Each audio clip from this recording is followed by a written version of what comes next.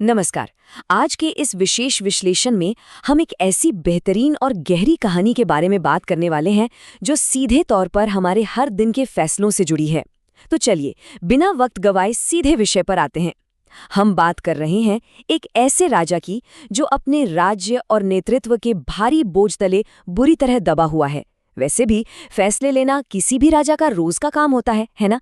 लेकिन जब आपके एक फैसले का असर हजारों लाखों लोगों पर पड़ता हो, तो एक सही और गलत फैसले के बीच का अंतर किसी की भी रातों की नींद उड़ा सकता है।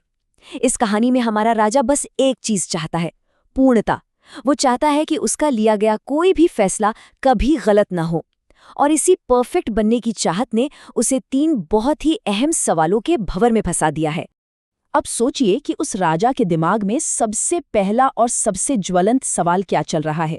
वो सवाल है, किसी भी काम की शुरुआत करने का सबसे सही समय आखिर कौन सा होता है।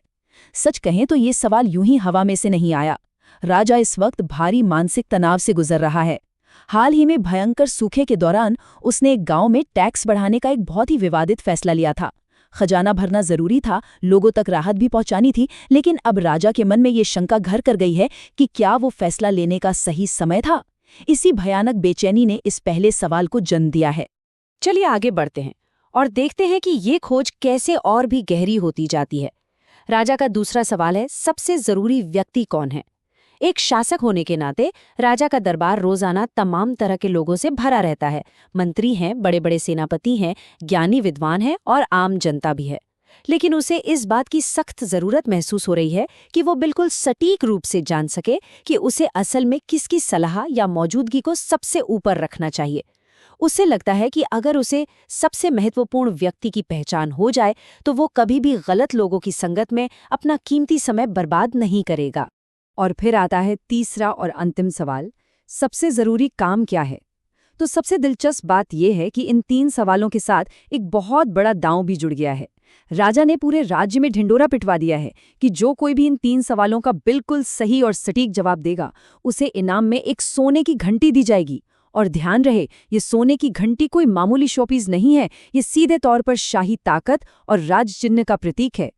राजा का मानना है कि इन 3 सवालों के जवाब इतने ज्यादा मूल्यवान हैं कि वे पूरे राज्य की किस्मत बदल सकते हैं और उसे भविष्य में कभी कोई गलती करने ही नहीं देंगे।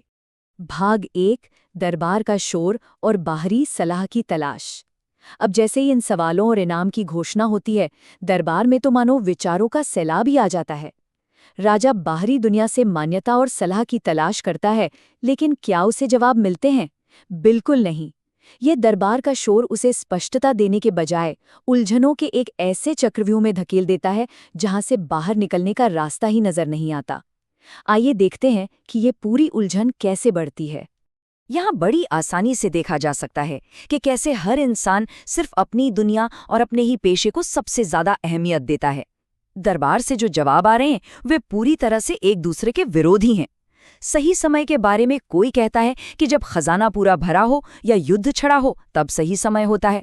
कोई और उठकर कहता है कि नहीं, जब ज्योतिष के हिसाब से ग्रह नक्षत्र अनुकूल हो तब काम शुरू करो। वहीं कुछ लोग कहते हैं कि जब जनता का पूरा समर्थन हो बस वही सही समय है। जरूरी व्यक्ति को लेकर भी यही हाल है। सुरक्षा वाले सेनापति को अहम बता रहे हैं, ज्ञान वाले गुरु को, और कुछ लोग सबको खाना खिलाने वाले किसान को सबसे जरूरी बता रहे हैं।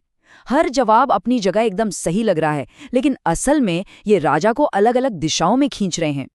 और फिर जब बात सबसे जरूरी काम पर आती है तो पूरा का पूरा दरबार फिर से 2 धड़ों में बंट जाता है। यहाँ 2 बिल्कुल अलग प्राथमिकताओं के बीच की सीधी टक्कर देखी जा सकती है। कुछ दरबारियों का जोर इस बात पर है कि राज्य की कर व्यवस्था यानी टैक्स वसूलना और खजाना भरना ही सबसे जरूरी काम है, जबकि दूसरे गुट का मानना है कि धर्म, ज्ञान और गरीब जनता के लिए न्याय की रक्षा करना ही सबसे अहम है। इन भारी भरकम सैद्धांतिक और किताबी बहसों ने राजा को कोई एक पक्का उत्तर तो नहीं दिया, उल्टा इन्होंने राजा की रातों की नींद और बेचैनी को 100 गुना ज्यादा बढ़ा दिया। जब महल के बड़े बड़े विद्वान, मंत्री और ज्योतिषी पूरी तरह से फेल हो गए तो राजा ने एक बहुत ही साहसी और बड़ा ही हैरान करने वाला कदम उठाया।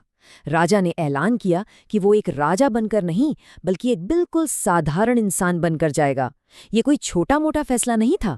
अपने महल की उन बेहद सुरक्षित दीवारों को छोड़ देना, अपने तमाम सैनिकों और बॉडीगार्ड्स को पीछे छोड़ देना ताकि किसी को खबर तक ना लगे, और घने जंगल में रहने वाले एक बूढ़े शांत साधु की तलाश में अकेले निकल पड़ना, ये साफ दिखाता है कि राजा इन 3 सवालों के जवाब पाने के लिए लिटरली किसी भी हद तक जाने को तैयार था।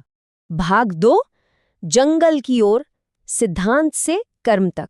यहीं से कहानी में एक बहुत बड़ा और निर्णायक मोड़ आता है।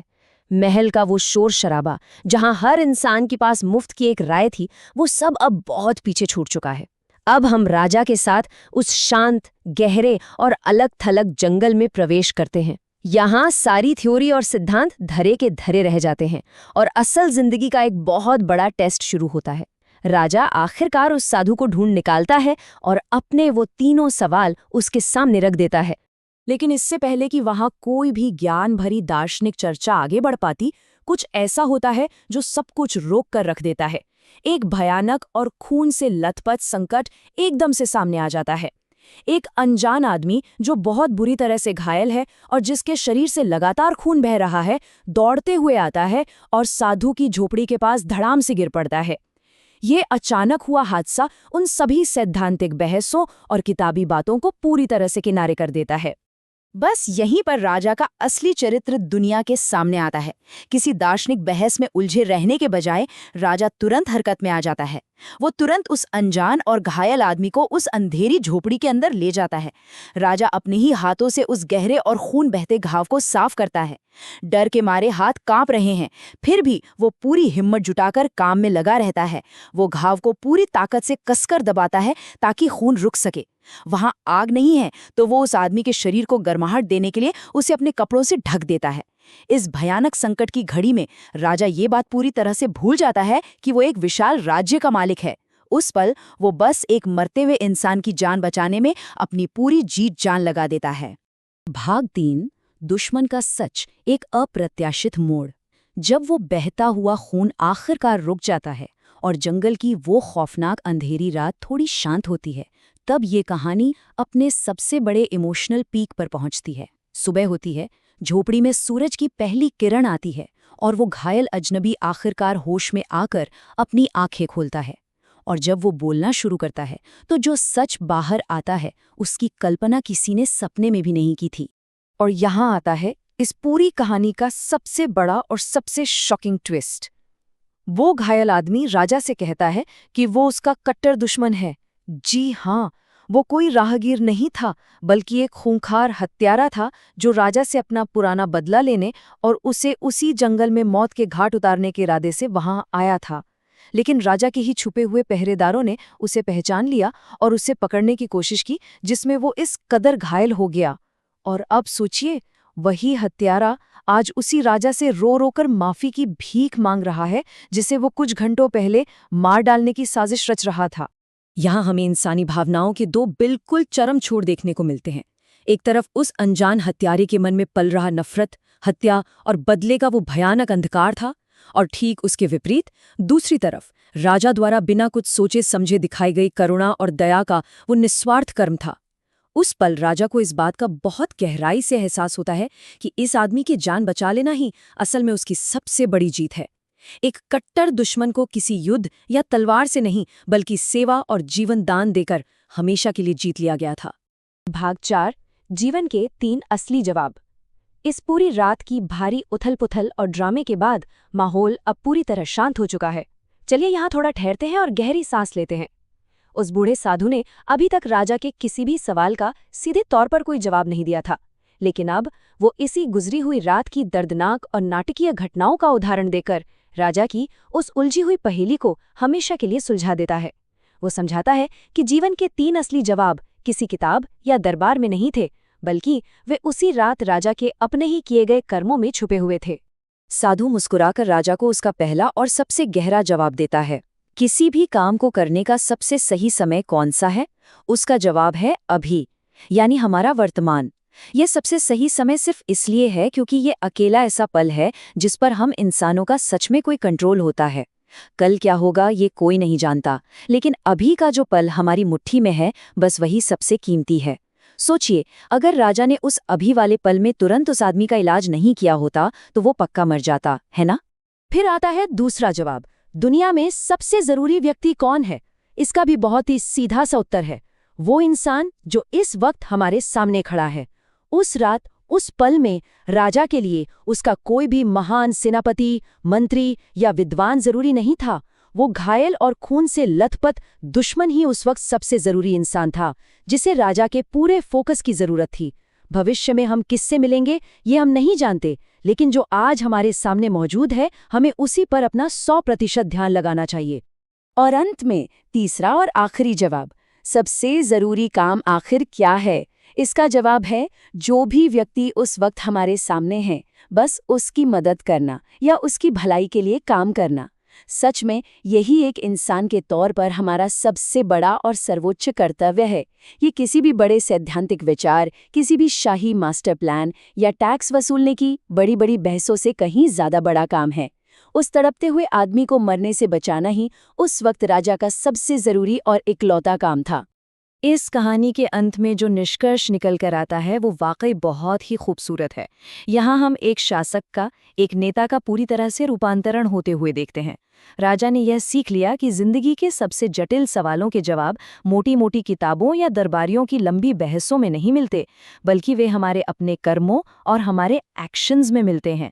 उसने देखा कि कैसे खूंखार दुश्मन को किसी युद्ध या हथियारों से नहीं, बल्कि सिर्फ दया और इलाज से हमेशा के लिए शांत कर दिया गया। और सबसे बड़ी बात, एक शासक के सिर पर जो हमेशा सही और गलत फैसले लेने का भारी बोझ रहता था, वो अब एक बहुत ही गहरी, सुकून भरी आंतरिक शांति में बदल चुका था, क्योंकि उसने बस वर्तमान में रहकर सही कर्म करना सीख लिया था। तो इस पूरी चर्चा के खत्म होने पर एक बहुत ही गहरा और विचार करने वाला सवाल हमारे सामने भी छूट जाता है। राजा को तो अपनी उलझनों के जवाब मिल गए, लेकिन इस ज्ञान का असली फायदा तो तब है जब हम इसे अपनी रोजमर्रा की जिंदगी में उतारें। हमें अपना अभी यानी अपना वर्तमान कैसे बिताना चाहिए, जो इंसान हमारे सामने है उसके साथ हमारा बर्ताव कैसा होता है, इस सवाल पर वाकई गहराई से विचार किया जाना चाहिए। आज के इस विश्लेषण में बस इतना ही। हम फिर मिलेंगे एक नए विषय और कुछ नई दिलचस्प जानकारियों के साथ।